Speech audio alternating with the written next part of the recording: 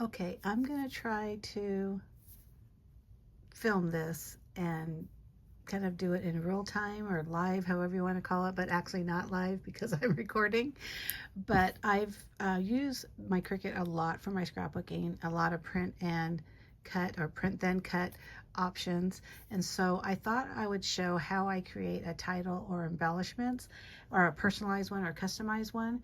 So I know that I'm working on a layout that is I'm doing it with my granddaughter, and basically we were just taking pictures.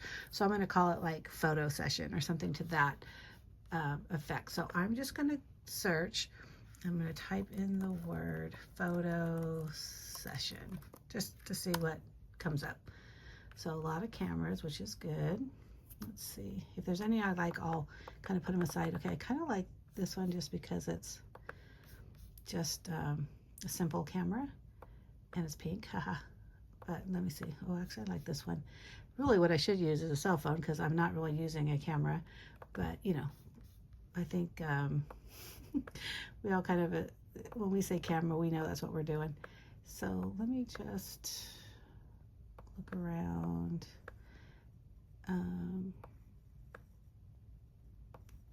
Or you know what? Now that I'm looking at it, I think I might want to put future model. F-U-T model. You'll be surprised at what comes up.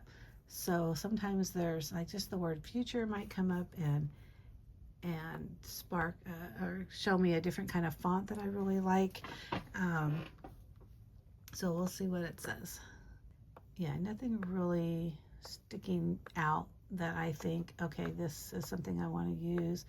So I'm going to click on images again because that's what gets rid of it. For now, I'm going to hold on to these cameras. I'm actually going to make them a little bit smaller. And now that I'm looking at it, I really like that one better. So I'm going to go ahead and delete that one. And again, I'm going to put that. So now I'm going to go to text because I didn't see anything that I liked. So if I go future, I'm going to do them separate. So I'm going to scroll through the fonts. Now the thing that's really cool about Cricut Design Space, and I don't know if you already use it or if you're thinking, but so I have this, the standard comes up as like basic Cricut Sans or something. But if I look at the different fonts that are available, it shows what it's going to look like, which I really love that. It didn't used to do that. That's kind of a newer feature. So I don't know if I want, I think I want like a print, not a script. So again, I'm actually not going to keep this film because there's like thousands of, or hundreds for sure, of fonts. So I'm going to go through this, and by the power of the video, I'm going to snap and it's going to change. I actually didn't go that far. This is called Arrow Naves or Naves, I don't know, whatever. But I like how it's future, like it looks like it's like a Back to the Future or something kind of font. So I'm going to use that one for now. And then I'm actually going to duplicate, only because I don't feel like hitting text again, and then put MODEL model. I know I don't want the same font. I think on this point I do want a like a script. One of my favorites, so if you look up here, there's different, you can put your fonts in different categories. The ones that I bookmark are the ones I use a lot. Now one of my favorites is this Annie Lou, and look at that, that's fun. Okay, so if I do something like this, future model, let me make this a little bigger. So this is the part where you're just kind of playing, kind of like that.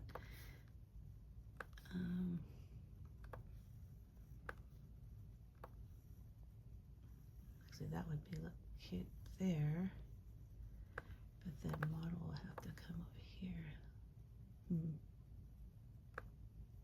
All right, let me think about that. I actually like the future model like this, and maybe I shouldn't have gotten rid of that camera. So let me go back to images and look up camera. And well, actually that's kind of cute with the heart. So let me just put that on there. Look, you can always delete things, so I'm not too worried about it, because it's easier to select it and have it in your canvas than, oh God, no, I really like that one back, and then you go way back and you don't know where to go. Because again, this is telling me it has 10,000 images that fall under camera. Okay, let's go back. That was the pink one that we had in the first place. So I think that's good enough. I'm not going to scroll down for too many, which means I'm going to get rid of this black and white one, get the trash. I'm going to make this super small.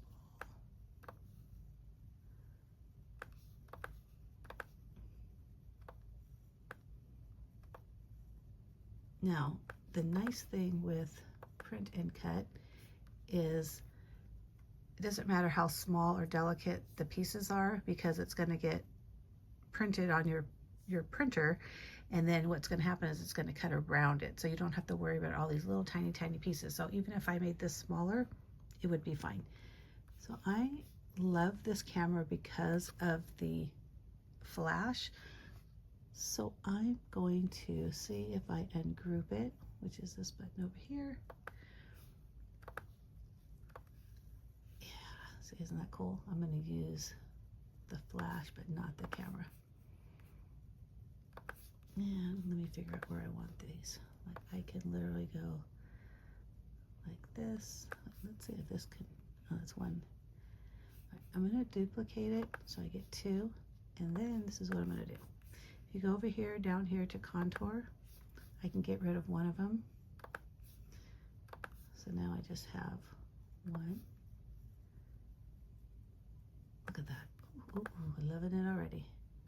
I'm going to duplicate again because I don't want, it doesn't really matter which one I do, because I'm thinking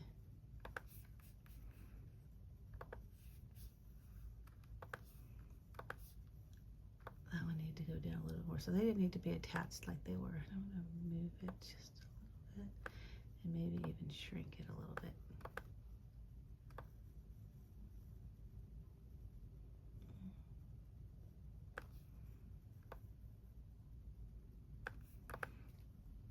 Oh my God, I already love that. See how simple that is? But basically you're just grabbing between text and between different cut images, or they could even be print and cut images. It really doesn't matter. But whatever you decide, this is how I'm going to group it. So what I'm going to do now is I'm going to select the whole thing and I'm going to group it. And then I'm going to hit offset, which is up here. So it defaults as 0.25. I don't want that big of a default. So I'm going to go play with that until I get really close. And I'm going to hit apply. Now the default is this dark gray. I'm going to change it into white. And because I don't want all the little pieces in the middle, if you go to contour and hit hide all contours, now it's just solid. You see how that works? Oh my God, this is so cute already. I already know I love it. Now, I'm going to group it all. So that's the offset plus all the other group. And I'm going to go over here and I'm going to hit flatten. And now that is what it looks like when it cuts, or it's a print and cut. When you flatten it, it becomes a print and cut, or print then cut. So there we go. That's the first part. Now what I'm going to do is I'm going to hit offset again because it's going to give me a second offset. I'm going to apply it. I still don't want that dark gray. I think I want purple. And you know what? I should have, shoot, let me see. I think I need to unflatten, and I also need to ungroup because I forgot my granddaughter is wearing purple, or like a light purple. So I'm going to switch the colors to, how about this darker purple, and just kind of play around. That one's going to be the lighter purple. There. Yeah, that's super cute. Now, I know that originally I flattened just the middle part with the first offset, and then I did the second offset, and then I was going to group again, hit flatten, but because I had to go back and everything, you don't have to do it twice and twice and twice. So if I just select everything, and it looks like, just according to here, everything's highlighted, and then when I hit flatten, everything becomes a print then cut. And if you're not sure, it'll literally say right there. So that is it. Now, a lot of times I will do another offset and just do it white. And the reason why I do that is because if for some reason it's not calibrated correctly and it just cuts a little bit off, it's going to cut a little off on the white versus the purple. So I'm going to do that this one more time. And this time, you see, I want this to be super thin, like barely. You see that? And again, I'm going to change it to white, but you still need to group everything, or select everything, and then hit flatten again, because that way the offsets, otherwise it's going to cut the offset off on different cardstock and then print it out. So that is basically a very simple print and cut. So once you do that, like I said, and to check to make sure that it is a print and cut, it will literally say, and then when you go to make it, oh, do I want to save it? Yeah, I want to save it. Thanks for reminding me, Cricut. And what did I call this? Feature model. And I'll use fill embellishment and save it under scrapbooking or scrapbook. Those are my folders. You can create your own folders to help you find things. So see right here, now it's showing you, it's an 8x10 piece of paper. This is going to print, making sure that, you know, it's within the guidelines. If for some reason you need to change it, you would do that now, but basically it's an 8.5 by 11 or 8x10. Yeah, 8.5 by 11 piece of paper. And then you would hit continue, and then it will tell you to go to your printer. So let me do that. I hit continue, and then it comes on here, and that's where it tells me send to printer. Now I only have one printer connected, so it'll probably do the same for you. And you just kind of follow it along.